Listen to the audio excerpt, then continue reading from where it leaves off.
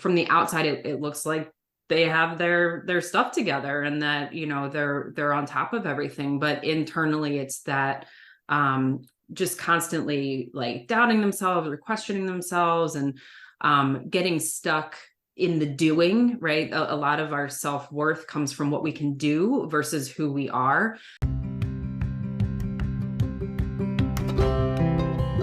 Hi, I'm Kelly Kessler, and I'm the host of the podcast, Rewiring Health. Whether you're an entrepreneur who feels like you have the weight of the world on your shoulders, trying to juggle all aspects of business, or you're a corporate employee who feels like you're pulled in multiple directions, trying to excel and meet deadlines, or you're a passionate parent who feels like you pour your heart and soul into your children and there's not much left for you, you're in the right place. This podcast is designed to give you tools, tips, and strategies around how you can cultivate balance within your life, feel energized and present, and stop feeling like you're compromising your health and inner harmony. I am so glad you're here. Do you tend to overcommit, spread yourself thin, and feel like your mind is constantly focused on being productive? While this may have worked for you to achieve success in your life, how is it impacting you in other ways? In this episode, Kristen Jacobsen shares her experience and insight into high-functioning anxiety, burnout, imposter syndrome, and how to navigate these in your life. Kristen has been working in the mental health field for over 15 years and has owned her own practice for 10 years. She is also in her 6th year as an adjunct professor of psychology at National Louis University. She enjoys the balance of both clinical and educational work. Kristen's clinical focus is working with clients who are struggling with anxiety, perfectionism, complex trauma, and relationship challenges. This was such an amazing conversation with Kristen, and I am so excited to share it with you. Without further ado, I'd like to welcome Kristen to the show. If you're an entrepreneur, a busy professional, or a passionate parent, you know life is hectic. And the last thing you want is to feel more overwhelmed trying to fit in all the self-care recommendations that you hear. That's why I created my free 12-minute wellness habits guide that gives you the most important things that you can do throughout the day to feel renewed energy and clarity throughout your life without feeling like you have another job to do. Download it in the description today. Welcome back to another episode of Rewiring Health. Very honored to be joined by Kristen Jacobsen. So thank you so much for being here today. Thanks for having me. Yeah. So we were just talking about, I was saying what drew me to you is how much you talk about perfectionism, the high achieving, the high functioning anxiety. And there's so many aspects that, especially women, I think, live with that we don't even realize we're living with and that are under the surface, but impact so much of our life. And what brought you to serving people who struggle with these things? I mean, I have personal lived experience with it, and then being a clinician, working with clients who are also struggling with this. So I've had anxiety myself pretty much my entire life. And then in adulthood, it really started manifesting in that high functioning anxiety, sort of high achieving way. And almost like over functioning, I like to think about it. So just have had to be really intentional myself about knowing when to stop doing things and really, having pretty firm boundaries between work and my personal life, and just helping my clients to navigate that for themselves too. And like you mentioned, just we carry a lot of limiting beliefs and certain expectations, and we don't really reflect on those a lot. And so that's what I work on a lot with my clients, is kind of getting in touch with their core values so that they can live a more intentional life that's aligned with those. Yeah, I love that. And as far as your own journey, what really allowed you to release yourself from some of these things that were holding you back? I still struggle with it, and I still have to be to remind myself to practice what I preach a lot of the time. But I think for me, exercise has been really helpful, just in terms of kind of releasing stress and being able to practice mindfulness in my own way. A lot of people, a lot of the clients I work with tend to sort of resist the idea of meditation, because we're constantly in that like hustle culture, go type of state. And so it's like, wait, I don't have time to meditate. I don't have time to slow down. But I think it's important to realize that practicing mindfulness can look a lot of different ways, and it's really just kind of being immersed in the present moment and really being intentional with what you're doing. And so, and getting out of your head, essentially. So Yeah. for me, exercise has really helped, and just trying to practice mindfulness in other areas of my life, and just kind of my day. Yeah, that's so important. Just that slowing down. Like, I know for me, even too, that's been a big part, because it was like that almost staying busy feels more natural. Absolutely. Especially when you are a high achiever, you're always going, it's like that feels more comfortable. So slowing down can be really challenging. Did you feel like you had to be very intentional about that, especially when you started? Yeah. And I literally will schedule it into my day like an appointment, because otherwise it's not going to happen. So it's, making an appointment with yourself is a tremendous act of self-respect and self-care, just to kind of honor that. And most people do not do that, if they have sort of somebody external they're accountable to, that's fine, but they have a really hard time being accountable to themselves. It's so true. It almost feels like we're almost on autopilot most of our days. You're just trying to get everything done, check the boxes, and then do it all over again. Absolutely. And I love how you talk about, I've watched a lot of your social media posts, and like you talk about the high functioning anxiety. And I know when I came across that term years ago, I was like, oh my gosh, that's me. Like, I never really heard that term before, because I didn't really consider myself to be anxious, because I'm like, well, I'm still doing everything I need to do. But when I heard this term, I'm like, wow, like, this literally described how I felt. Do you mind talking on that a little bit more? Like, what is high functioning anxiety? What are the signs of it? What do people feel like when they're experiencing that? Yeah. So I think a lot of people are similar in the sense that they don't really realize that that's what they're experiencing, because that's just how they felt their pretty much their entire lives. Like, they don't know anything different.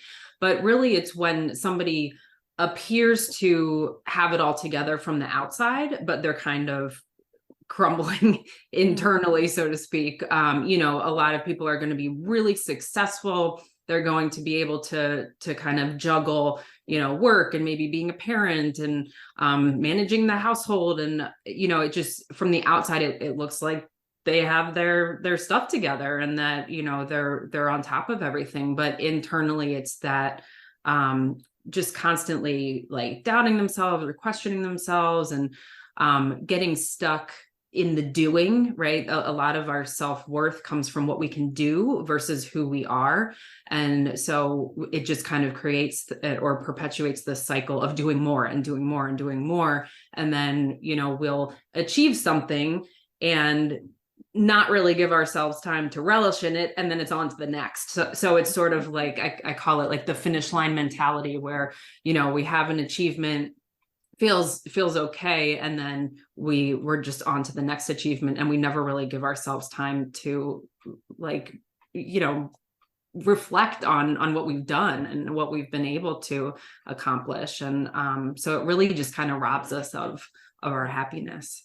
Yeah, it's so true. I can definitely relate to that. It's almost that like the hollowness, like you thought you would feel a certain way, and you don't, and you're like, well, what's wrong with me? Why am I not grateful for this? Or why does it not feel like I thought it would? And then you feel like you have to keep going and going and going. But it's so true. It's like, I don't know. Could you, like, this is something I've experienced with many people I've worked with too. Like, it's like, you almost don't want to celebrate your wins, because it's almost like taking the foot off the gas. Like, can you explain that a little bit? Why is that a thing? Because there's like a fear, I feel like, in it's like, if you celebrate yourself, you're going to let off, and then everything's going to like spiral out of control. Yeah, because it's, that anxiety is like fuel, and it kind of keeps us going, but not in a healthy way. And so it's like, if we do allow ourselves to slow down, we think that we're going to become complacent, or we're going to, if we're juggling a million things, we're going to drop one of those balls, or not sort of reach our full potential, when in reality, it's like slowing down and reflecting on those accomplishments, or giving ourselves space to rest and recharge, is what's actually going to make us be more successful and happier in the future. But we have a really hard time when we're just, I mean, it's habitual. It's like how we're wired, unless we really are intentional about breaking that cycle, that it's just going to keep going and going. Yeah, it's so true. It's like you go back to what's most familiar, what's most comfortable. And even if it Absolutely. doesn't Yeah. serve you, it's like that you perpetually go back to that person because Mhm. you've lived like that for years and maybe didn't even realize that you're living like Yeah. that for years. So yeah, I've definitely experienced that in my life. And I'm sure many people listening are like, yes, like Mhm. that I've experienced that too. For someone who is saying, yes, that's me, like how do I break that cycle? Like what is something that someone could do today to get started to start moving out of that vicious cycle? I think it's, that cycle is sort of fed by external validation and sort of external rewards, so to speak. So I think we often look for more of that, right? We look for more things outside of ourselves to try to make us happy, or try to be fulfilled. And so I think really just starting to look inward is the first step, and you can do that just by like creating the time to be reflective. You can do that through meditating. There are books out there. You can see a therapist, or however you want to do that. It's just kind of really giving yourself the space to look inward, to see, okay, why am I doing all of this stuff? Yeah. Yeah. It's a really good recommendation because it is like having that space and that time and realizing that it is that time where things actually happen and you move forward is huge. And Mhm. I know just jumping back to something you said too, like with the limiting beliefs ride below the surface. So much of our lives, we don't even realize that Yeah, we're right. carrying them. How do we start to uncover that? Because that can be really tricky. I remember when I started like working through mine, I'm like, oh my gosh, I don't even know where to begin. Like, isn't this Yeah. how everyone thinks? Isn't this how everyone feels? So like I normalize so many things that I experience. Like Uh-huh. how do you start to uncover some of those things that maybe are dictating your life, but are not serving you? Hmm. Yeah, I kind of call them our blind spots. So just like, if you're in a car and you have a blind spot, you can't see that area. Like there's, like you're saying, there's so much that lies sort of below our level of conscious awareness, that they're blind spots, and we all have them, even if we've done like, a lot of work on ourselves. We all have blind spots. So sometimes it actually takes someone else to give you that feedback, that like, hey, I'm kind of noticing this pattern in your belief systems or the way you're thinking. And so that's what I spend a lot of time doing with my therapy clients, is really kind of looking for those patterns and limiting beliefs, or sometimes we call them cognitive distortions. So if somebody wants to kind of do their own research, if you just Google up cognitive distortions, you'll get a lot of examples of certain types of patterns of thinking that can really kind of contribute to some of those self-sabotaging types of behaviors. Yeah, that's really good. And just having that terminology, like something that you can really put some, make it a little more tangible because like you can feel this way, Mhm. but like having that to look at, be like, oh yeah, this is what I'm experiencing now. It just allows you to move forward in it a little bit more. Mhm. Yeah. And I know you've talked about burnout, and burnout's a big thing, especially when you're trying to juggle all these things. You're trying to be a mom, a businesswoman, whatever it is. There's a lot going on. What are some of those signs that you've noticed that someone could really see if they're starting to burn out before they actually get to the point of burnout? Yeah, so I think specifically for people who are high achieving, it's when that sense of like apathy starts to rear its ugly head, because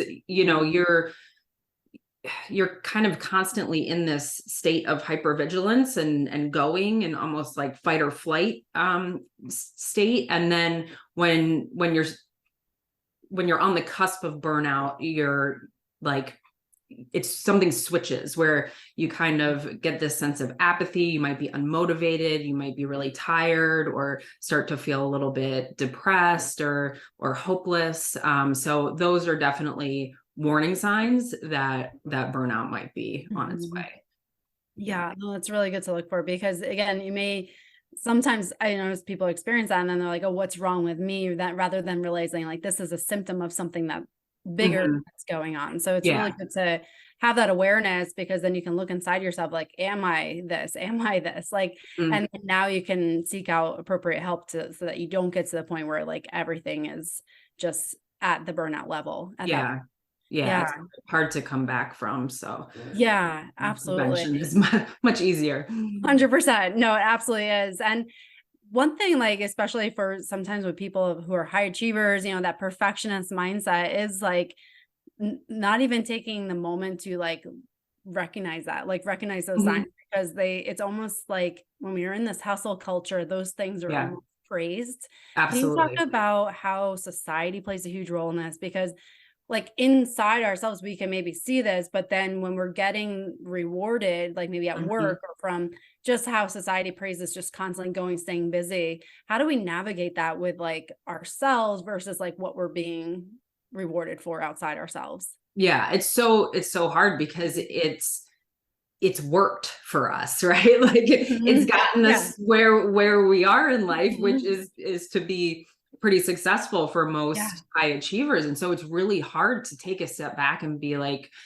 but is this really good? Like, is this sustainable rather, and yeah, I think there are so many systemic issues that contribute, and there's such this competition in sort of the corporate world of, if you're a workaholic, if you are, it's almost like this competition for who works more, or who got like the least amount of sleep, or and it's not good. It's like if we're all sort of trapped in this mentality, then we just kind of feed off of each other. So it just adds another layer of complexity, I think, when you're trying to get out of this. And I think just kind of practicing self-compassion and acceptance, that like comparing yourself to other people that you work with, or other, just anyone, friends, family, whomever, that really doesn't matter, because eventually they're going to experience burnout, or they're going to be, they're just probably living miserable lives. And so there's a lot going on behind closed doors that we don't necessarily see. We only see that one side of their experience. So really to try not to compare, but just, again, go inward and figure out like, all right, well, if I can't perform at 110%, what am I okay with, in order to just feel better overall. Yeah, it's a really good point too. Plus, bringing it back to what you said earlier, it's like you're showing the world one version of yourself, but you know how you're feeling to obtain that version of yourself. So everybody else is doing that too, but you're seeing the good version of themselves. You're not seeing the behind closed doors when they're like crying, exhausted, like edgy, like, yes, absolutely. You only see that within yourself, but then you think everyone else has it together. It's like everyone who's in that culture is experiencing that. It's just how good are they at like showing that version of themselves or not? Yeah. So no, it's a great point. I didn't interrupt. Oh no, it's all right. And going off of that, just because talking about society, like how much do you think like social media contributes to that? Because there's always that curated version. Like we're only seeing one side of the story. And now we see it at work, people are performing. Now we're seeing social media. Everybody seems like to have it together. Yeah. How does that all contribute to create kind of a bigger mess in all this? Oh, it's a huge mess. It's a highlight reel of people's lives. And again, you're just seeing like a glimpse, of what they want you to see. So it's very specifically curated. And when we compare their highlight reel against, our lived experiences, a lot of the time that don't feel very good, it can just exacerbate those feelings of anxiety or depression or low self-esteem or imposter syndrome, whatever someone's dealing with. So I think it's so challenging because social media can be beneficial in so many ways, but then it can also be so harmful, and it's designed to give you that dopamine hit that makes you feel good, that makes you want to keep scrolling, right? So unless we're sort of monitoring ourselves or setting boundaries with our social media use, a lot of times we don't realize the impact that it has until we take like a social media break and I've had clients do that. They'll take a week off or take the apps off their phone and only go on their computer, or hide the app at like on the last page of their phone so that they have to really kind of go through some extra steps to access it. So it gives them the space and time to think like, all right, is this really what I want to be doing right now? Because now it's like, it's reflexive, right? It's just like so automatic to grab our phones.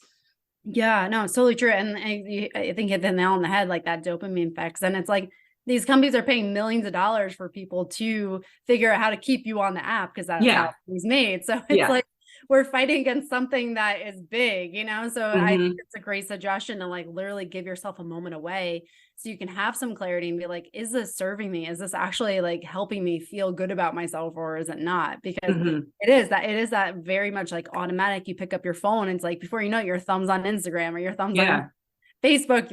Then 5 minutes goes by, 10 minutes. It's like, it's amazing how much it does suck you in. Even if you feel like you have a good grip on it, it tends to really pull people in. So no, it's a good suggestion to like remove yourself so you can really see that more clearly. And I know you talked about imposter syndrome. Can you talk about that a little bit more? Because that is such a big thing for anybody who's like trying to create a newer life for themselves, or they're trying to move into that maybe uncomfortable zone where like it's unfamiliar. They're trying to really grow and evolve, but then there's like, well, who am I to do this? So can you talk about that? Because that can be really hindering to someone who maybe has the awareness, they're not content where they are, they're trying to expand themselves, but then there's like that pause, that something that's holding them back. And a lot of times it is that imposter syndrome. So it's just, expanding on that and how that really impacts people.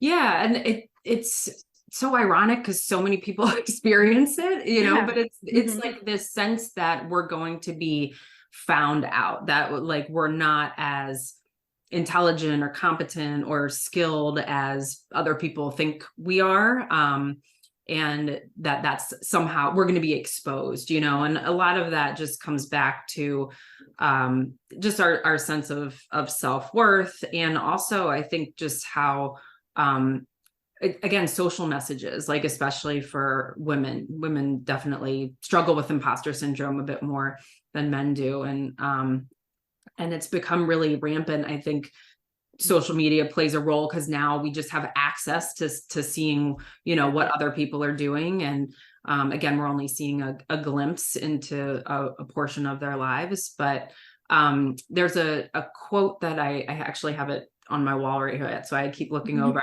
I don't know who the author is, so I don't know who to give credit to, but it says, it's scary because it's unfamiliar, not because you're incapable. And I love that, because I think a lot of times we, especially with imposter syndrome, we get anxious because we think we're incapable, or, we don't have the intelligence or the skills, when in reality it's new. So of course it's going to be unfamiliar. Of course it's going to be a learning curve, 100%. I love that quote. Yeah, I'll have to write that down myself, because I love that. And that's such a good reminder, because even if you know that, it's so important to remember that, because there's always going to be something else that's uncomfortable that you're going to think is a lack of you, but it's really just something new. And it's like, at what point does that change? Like as kids, we learn to walk. That's totally unfamiliar, but we do it anyway. And as adults, things are unfamiliar and we think that we're incapable, yet we learned how to walk and crawl and stand and do all these things. It's like, we're amazing, but we just forget how amazing we are. Like, we don't overanalyze everything when we're infants, right? So that's so true. Yeah. I know we need to bring that back to ourselves again. And that's what's amazing about kids, is like they are their authentic self. They're not trying to like grow two versions of themselves. They only have to worry about the one. And it's like, if we can get back to that as adults, we would be so powerful and not have to feel like we always have to put on a show for everything. And that, it just made me think of something else, where like the role of play in our lives is so important. And as adults, we don't really consider that, everything is responsibility or obligation, Mhm. and play can be whatever form, it could be doing something creative, or Mhm. really anything that Yeah. is sort of restorative for you, your, mental, emotional, physical energy. And that's what kids do, right? They play all the Mhm. time, and they're so much better off emotionally for Totally. it. Exactly, and there's a lot of research showing that play helps you rewire the brain, and it's Yeah. that explorative curiosity of Yeah. learning something Mhm. that you don't know, and it's like, kids are so great at this, and, like, we get stuck in such a rut, Yeah. same thing, going to the seat that's familiar, driving the path that's familiar, we keep going Mhm. back to everything we know, and yeah, you're so right, if we can start incorporating some of those things that are just fun, like, and Mhm. just, like, have fun. I think sometimes as adults, especially, like, high achievers, go-getters, like, there's almost Yeah. that guilt, like, "Oh, I don't have time to do this. Like, this is Mhm. so irresponsible. I should be doing the dishes while I have this time," or, Yeah. the pile of clothes on my bed. Like, there feels like there's also a guilt response too sometimes Oh, huge guilt. when, Yeah. self-care guilt, fun guilt, play guilt, like, it all Yep. comes in, and then even if you still do the play, but you're thinking that guilt thoughts, it's like Mhm. it doesn't help you at all. Right. Exactly. So, yeah. Yeah, Exactly. how do you break that? Like, for someone who's like, "Yeah, that's me, like, I still do the self-care, I'm just going through the motions, I'm doing everything I should." How do you Mhm. start to transition to, like, "I'm doing this because I want to," versus, like, "They told me I should do this, I should do this." You know? Yeah. Like, It's another obligation that that's I'm it, you're just adding something adding on to your my list. plate. Yeah. Yeah, it's a tough one, I Yeah. think that's in this case, it's really helpful to explore Mhm. those limiting beliefs that are contributing to the feeling of guilt. What are the stories that we tell ourselves about resting, or taking time for self-care? Where's that guilt coming from, especially as a mom? There's so much mom guilt, and sort of these societal messages that we should self-sacrifice. And so I think this, like, kind of our generation of moms are shifting that, but there are still some deep-seated messages and Yeah. beliefs that are there.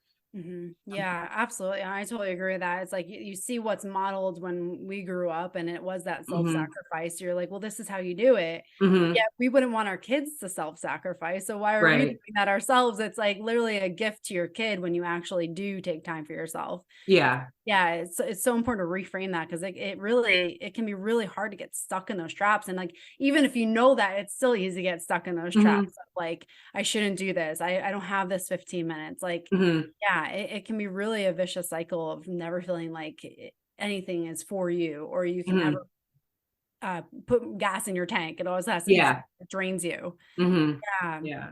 And I think just accepting that as adults, like, our to-do list will never be complete, Yeah. ever. Like, that just doesn't exist, Yeah. So Mhm. when we're constantly in this, like, go, go, go mentality, and sure, there are a million things you could be doing, but does that mean you should be doing them? Probably Yeah. not. Mhm. And really just being intentional about choosing, and again, scheduling it, like, okay, this is my, whether it's 5 minutes or an hour, this is my time for me, that I'm using to recharge. Yeah, absolutely. And that's so important for the mentality of it too. If like if you've been working all day and at 2 o'clock that's your scheduled time to take a break, it's like Mhm. I think even just your brain has that like lets off that fear response a little bit. It's like it Yeah. knows that it's going to be taken care of, but if it doesn't know it's going to be taken care of, it just yells louder, it seems like, it's just Mhm. more of those things go on versus like when you schedule it, it knows that okay, I'm gonna have a reprieve. It's built into Yeah. the schedule. Mhm. So, yeah, it makes such a difference and such a good suggestion too, because that often is the first thing that goes when you have a busy day or things get overwhelming. Yes. It's like, Yeah. well, that's just self-care time. I don't need to do that. Yeah. It's like, unfortunately, it doesn't become one of those non-negotiables and it really needs to be. Mhm. So, Yeah, and that it's gonna feel weird and selfish and yeah. be riddled with guilt, when we Mhm. start doing it, but, like, Yeah. once something becomes a habit, then it's a lot easier to keep it going. So I Mhm. think just, like, embracing that too, that yeah, it is going to feel selfish, and you will have guilt when you start, and that's normal, Yeah. And if you plan for it, then now again, you're already anticipating that, and you can kind of work that in versus like, oh my gosh, I thought this was supposed to be helpful. It's right. cut off guard. Yeah. Mm. No, there's so many amazing points here, but it's like, hopefully for anyone who's listening, this really helps serve you if you're feeling like you're trapped and you're stuck and you don't know what to do and you're overwhelmed, and just really start to rewire your brain in a way that changes how you think about things. And that's really what it is. It's like the perception in which you view life is really where this comes from. And again, like you said, the limiting beliefs that are creating that perception, so once you start to bring awareness to that, it can really be a game changer. So yeah, absolutely. Yeah. For someone who wanted to work with you and maybe dive deeper into those limiting beliefs and what they're dealing with, how can they find you?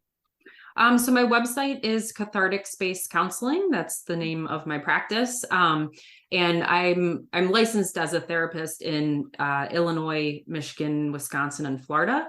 But then I also have coaching clients nationwide that, we work on similar things. There are certain licensure guidelines, obviously, between therapy and coaching, but I do work with people nationwide as well. Great. I'll put everything in the show notes too for anyone who's listening and wants to reach out to Kristen. Definitely do that and follow her and just dive in deeper into everything that can really help you move your life forward. So thank you so much for being here today. Thank you. I really appreciate you having me. Yes, thank you. And again, for anyone listening, if you found value in this, share it with somebody who also might find value in this. You never know when something, a certain message hits them and just transforms their life. So thank you again. And thank you for everyone who listened today.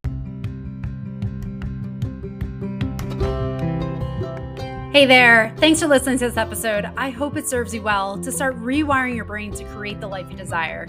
If you found value in this, please share it with a friend and tag me on Facebook or Instagram at Dr. Kelly Kessler.